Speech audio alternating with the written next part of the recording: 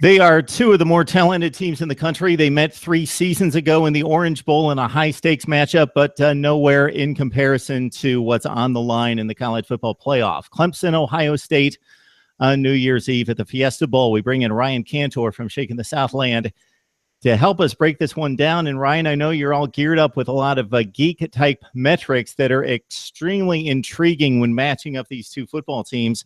So let's start with the Ohio State Power game, because the Buckeyes are known for having elite athletes that break into the pros at wide receiver, but they've lost most of those guys and they've not been able to replace them. So it's been a grinded out offense that has just taken it between the tackles at people.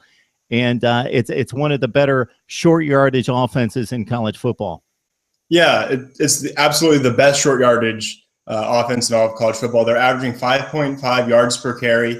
They have the second most rushing yards on the season out of any Power 5 school. The only school above them, Auburn, who just went crazy towards the end of the season.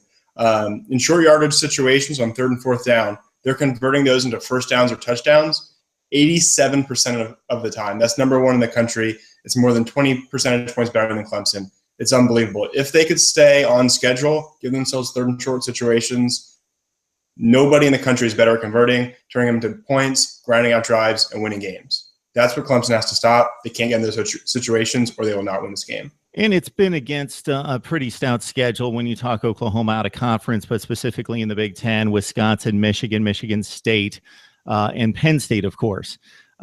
For Ohio State, it's kind of a different scenario. I alluded to the wide receiver talent that's left and not been able to be replaced. Noah Brown's a player that caught 4 touchdowns on the road in game number 3 against Oklahoma. That was a huge non-conference win, and it looked like Ohio State was just going to go with the plug and play and be able to replace Jalen Marshall and Michael Thomas, who moved on to the NFL and start for the Jets and the Saints. They've not been able to duplicate that downfield passing since, and it's an offense that probably plays into Clemson's hands in regards to predictability and limitation. So an offense that needs to stay on schedule. It's an interesting matchup for Clemson because Clemson is very aggressive, and there will be times when guys like Curtis Samuel, big playmakers, they're going to burn Clemson. It happens every game.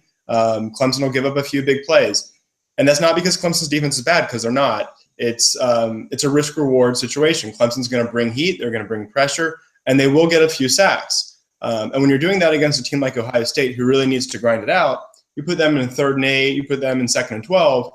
That's worth the risk of giving up a few big plays. If you can get the ball back to Deshaun Watson and company quicker and give more possessions, that's much better than finding yourself trying to defend 3rd and 2 against Ohio State with their offensive line, their running backs. You're not going to win that way. So I think Brent Venables, the way he coaches defense, bodes well for Clemson in this particular matchup against the way Ohio State plays. Ryan, we've talked about it a number of times in recent years. Dabo Swinney taking over at Clemson, one of the big upgrades has been just the constant influx of dominant defensive linemen. Dexter Lawrence this year, Carlos Watkins, Christian Wilkins. These are guys that even though you lost like 8 or 9 starters on defense, and we saw how devastating this pass rush was against Oklahoma in the playoff last year, you pretty much replaced the pass rush that you had last year, and Clemson is stout up front, and that's an Ohio State weakness. The one loss to Penn State, and Penn State athletically nowhere near Clemson in terms of the front 4. The front 7 was really able to stymie Ohio State's offense up front in the second half. Brent Venables, defensive coordinator, won the Broyles Award for being the top assistant in the country. Very deserving. 2 guys who don't get enough credit: Marion Hobby, our defensive ends coach; Dan Brooks, our defensive line coach. You see our star players leave. They go early in drafts, like Kevin Dodd, Vic Beasley, who's, I believe, is leading the NFL in sacks now. And they replace them every year. Sure, they bring in great recruits, and that's a huge part of it. But they develop them, and they develop them quickly. They're always ready when they need to step up. You see Cleveland Farrell starting at defensive end. It was a really big question mark, and he's played really well. Christian Wilkins had to move to the other defensive end when we had some injuries, and they were able to coach him up and move positions. Carlos Watkins is a guy who he's a senior, and it seems like he's been a little bit overlooked throughout his career, and now he's really taking this opportunity to really shine and stand out. He's been a star in the middle of Clemson's defensive line. He'll make some big plays. This is always the case when you see these playoff games, is that obviously you're probably facing the best team that you've seen all season. But if you take bits and pieces from other units that Clemson has seen along the way, obviously Florida State in spots, Louisville in spots, the game one matchup at Auburn, their defensive front is one of the best in the nation. You can kind of pick and choose units that are comparable to Ohio State.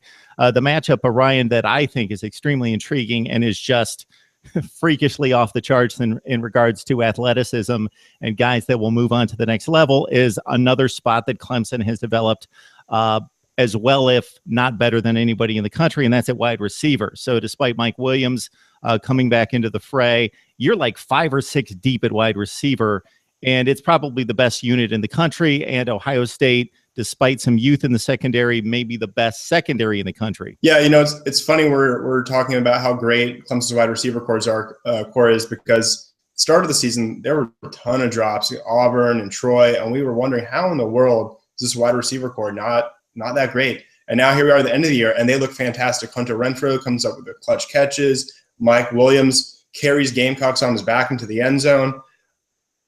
They're a fantastic wide receiver core, one of the best in the country. But to your point, I don't know that Clemson has seen a secondary this good. Florida State's was maybe just as talented, but they certainly didn't have it all together early in the season, or even when we played them. That's probably one of the best matchups of this game and frankly, the bowl season. The thing that can't be predicted is Urban Meyer's considered one of the great big game coaches with a lot of time to prepare. But in a shorter track record, Dabo Swinney is built up a resume that's very similar in regards to being a very formidable coach in preparing a football team for a big game. So, man, this game just has all the matchups and just extreme talent on both sides. Ohio State's probably a little bit ahead of schedule. They are so young. They are, I've seen by some determinants, the youngest team in FBS football. So there may be a year ahead of schedule. Of course, Clemson's right there. They came within a score of a national championship last year. So Deshaun Watson might be the X factor. I typically think of X factors as being guys that are lesser known that are going to step up. But for as good as JT Barrett is, he doesn't have that dynamic playmaking ability. You've got to respect his running ability, but he doesn't have that dynamic element that Deshaun Watson has. Yeah, and Clemson hasn't ran the ball great, at least not consistently, but you saw a little bit in the Virginia Tech game, him really making plays with his feet to move the chains and win the game. And I think that is a huge difference that we'll see moving forward in this last one or hopefully 2 playoff games. They will rely on Deshaun Watson to run the ball, to give them a formidable rushing attack, which gives them great balance. Clemson's offensive line has only been so-so in run blocking, middle of the pack, but they've been fantastic in pass blocking. They have the 2nd best adjusted sack rate in the country. They have the 7th most passing yards in the country. So if Watson can give them balance with his legs, that could be the best offense in the country. All right, Clemson, Ohio State at the Fiesta Bowl for a spot in the national championship game. Ryan, is there anything we've missed? It's going to be a great one. I think teams are extremely deserving to be where they're at, and I'm excited to be there to watch it. All right, Ryan Cantor, one of our original guests here on Mark Rogers TV, setting us up for what should be an exceptional game, unlike the possibility of a blowout in the other game, Alabama-Washington. It's the Buckeyes and the Tigers suiting up for the 2nd time in 3 years in postseason play. Thanks a lot, Ryan. Thanks.